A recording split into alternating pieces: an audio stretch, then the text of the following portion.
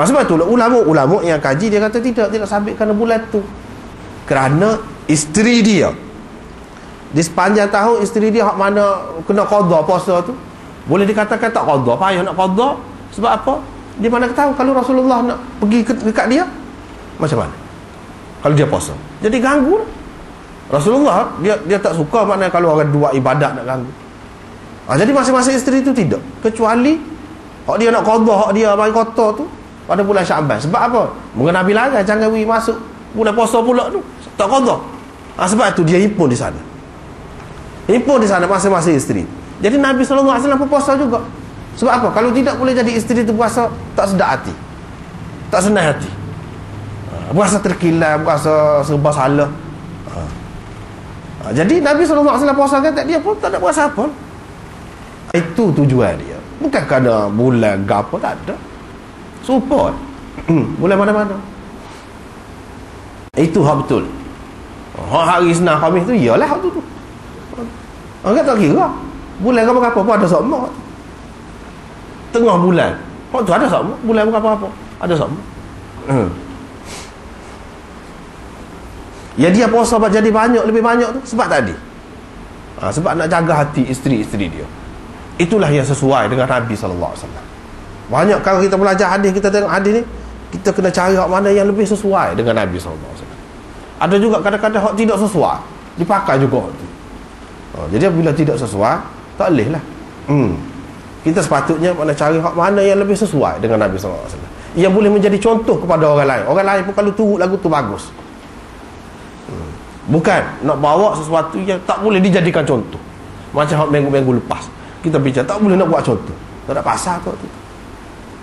Nak kemuka tu. Baik, kita cari satu penyelesaian yang lebih sesuai. Orang pun tidak timbul kemuskilan. Hak itulah yang terbaik. Walau bagaimanapun dalam menghadapi hadis ni tak boleh mudah. Kita tak boleh mudah. Hak lepas kita bincang tu pun hadis Muslim 2 minggu ambil masa supaya bertanggungjawab. Mana tak boleh kita sewenang-wenang. Tak boleh. Tak boleh. Dia bertanggungjawab. Lepas tu orang nak terima tak terima, suka pasal. Terserahlah. Tapi kena bincang dengan cermat, dengan halus. Jangan mudah-mudah nak tolak. Mudah-mudah tak boleh. Dan kita cari hak mana yang lebih sesuai dengan Nabi SAW. Hak mana yang lebih sesuai dengan sahabat Rasulullah. Hak mana yang lebih sesuai dengan isteri Nabi SAW. Hak mana yang lebih sesuai. Gitu. Baiklah. Fa ayyu nisa'i Rasulillah, dia kata. Ini pun mengelirukan juga ni, mengelirukan. Mana isteri Rasulullah yang lebih bertuah dari aku di sisi Nabi SAW? Akulah paling bertuah, dia kata. Jadi orang yang tidak faham, dia kata Aisyah. Sebab apa dia kata Aisyah ni memang Nabi yang paling sayang? Sebab dia anak dara. Dia lah satu-satunya anak dara Nabi SAW nikah. Dia pergi kata lagu. Artinya Nabi SAW dikasih kepada Aisyah tu nampak sehingga orang lain pun tahu. Sehingga orang lain pun tahu. Lepas tu orang ni pun tahu. Bila Nabi SAW sakit nak mati, nak wafat, dia tahu. Duk tanya-tanya hari ni hari gapo, hari ni hari gapo. Jadi isteri-isteri dia tu faham sebenarnya dia nak teringat sangat ke Aisyah, nak gila dengan Aisyah. Jadi masing-masing bergigi biar duduk dengan Aisyah. Adakah patut lagu tu? Gambaran Nabi SAW yang diberikan, adakah patut? Tidak sesuai lagu tu. Sebab tu perlu kepada pengajian hadis yang sistematik sebenarnya. Yang sesuainya lagu mana? Isteri-isteri dia ni tahu dah. Seperti mana saya Abu Bakar tahu. Walaupun ramai juga sahabat tidak tahu. Yang Nabi SAW ni kena tanah tempat dia mati.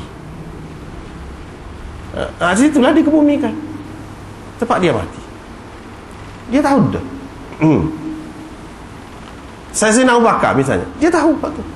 Isteri-isteri dia pun ada kemungkinan dia tahu. Dan dia tahu mati di rumah Aisyah, dia tahu.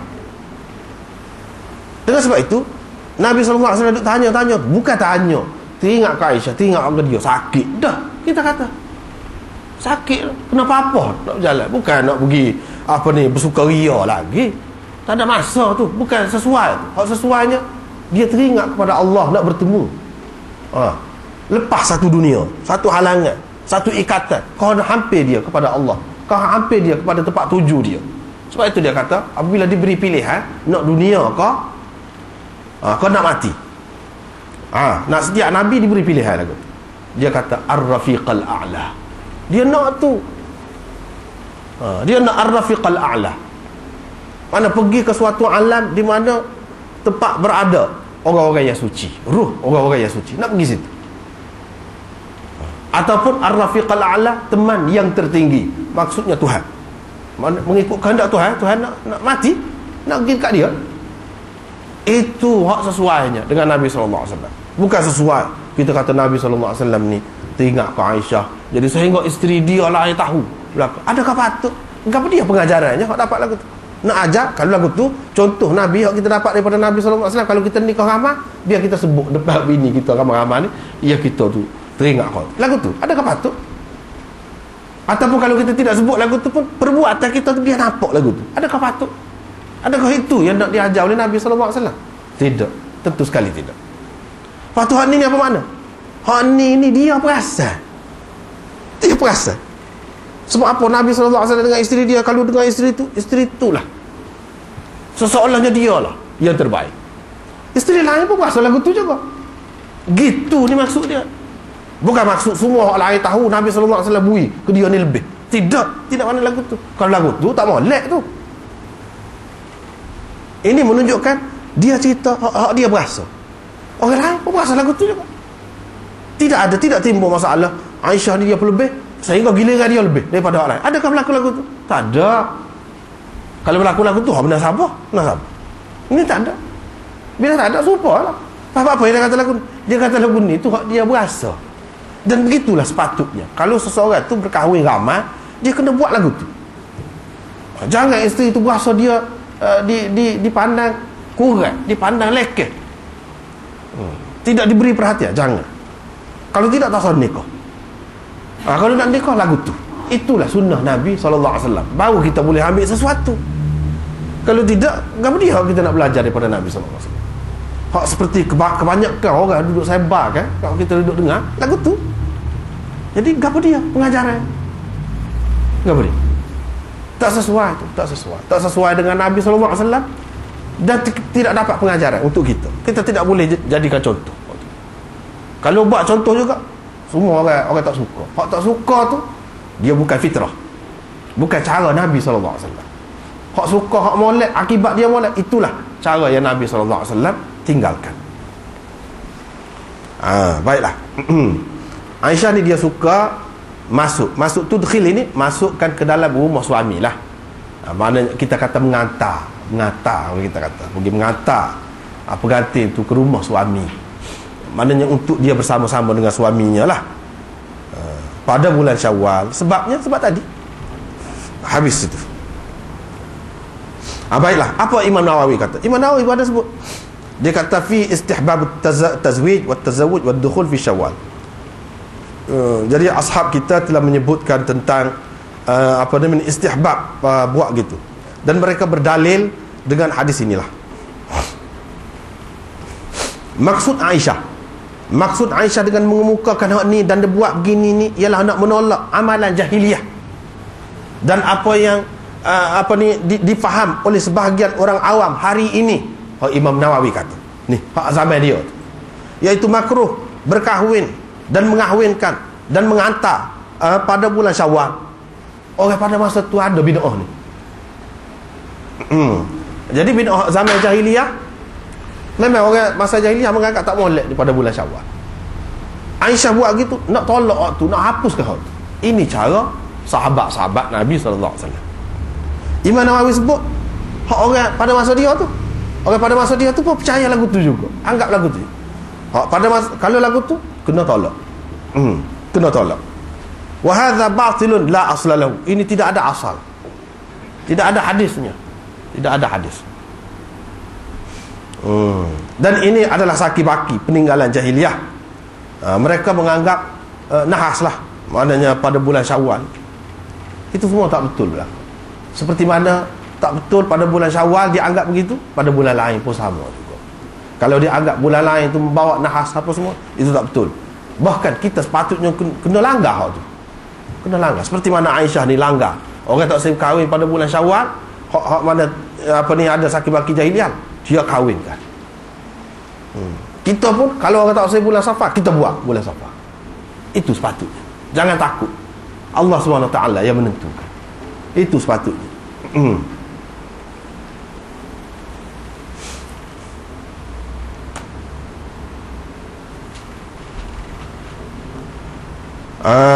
Seterusnya ini bab lain pula, galakkan kepada orang yang baru berkahwin dengan seseorang perempuan, tengok wajahnya dan dua tapak tangan. Tengok wajah dan dua tapak tangan.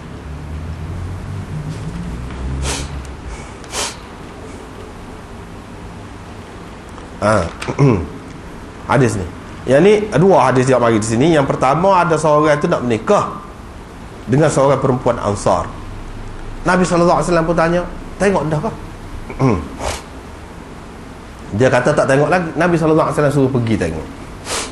Tak apalah, tu sah. Yang kedua, orang tu mari, dia kata dia telah dia apa ni,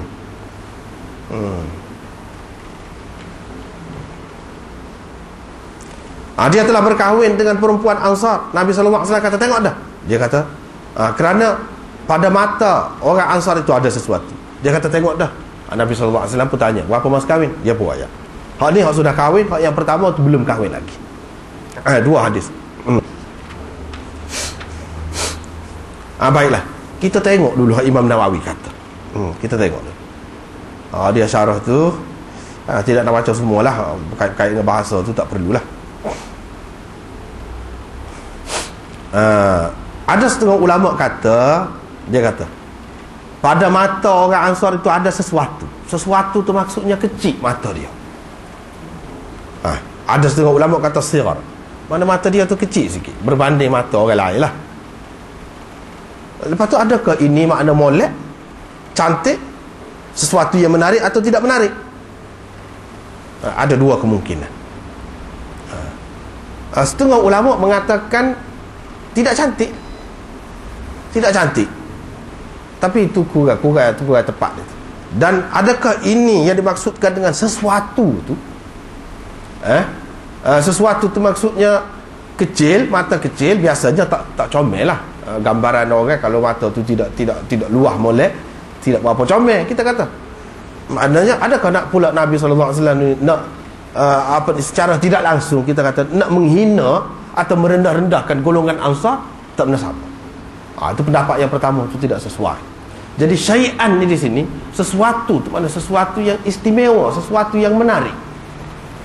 Hak menarik tu apa? Ada setengah ulama kata zurqah, mata dia tu kebiruan. Kebiruan. Rupanya mata biru ni sesuatu yang menarik. Boleh jadilah kepada setengah-setengah orang. Jadi dia ada kebiruan. Sebab itu dia suruh tengok. Sebab ada sesuatu yang menarik. Ataupun kalau tidak biru pun jenis lain lah. Pada jenis yang menarik lah. Yang menarik. Seperti kita kata secara umum kita kata mata orang kita ni maknanya kurang menarik. Sebab dia mata sipit. Kalau setengah-setengah bangsa tu kau sipit lagi, kurang menarik lagi. Jadi dalam kalangan ada hak mata dia menarik, ada hak kurang menarik. Nabi SAW kata pada mata dia tu ada sesuatu. Mana sesuatu yang menarik lah. Yang menarik tu apa dia? Mana mata dia tu comel, ikutlah. Biru kan apa kau ikut lah, tak tahu tu, tapi menarik. Mata yang menarik ni orang kata lagu mana? Ya semua orang secara umum, semua orang kata yang menarik di lagu mana? Comel lah. Bulu mata dia tu letik, molek. Misalnya kita kata mata dia luas, mata dia tu cerah, tidak kata kelabu, mata putih misalnya. Benda-benda yang seumpama itu boleh jadi berlaku. Ada benda ni semua secara umum lah, kita kata hak standard lah, hak standard. Secara umum orang panggil orang comel tu lagu mana? Lagu tu. Gitu. Dan dalam hadis ini ada dalil bagi keharusan menyebutkan perkara seumpama ini dengan maksud memberi nasihat ataupun pandangan. Tak apa kita sebut alah ke comel, alah ke molek, alah ke tidak molek kita sebut. Tak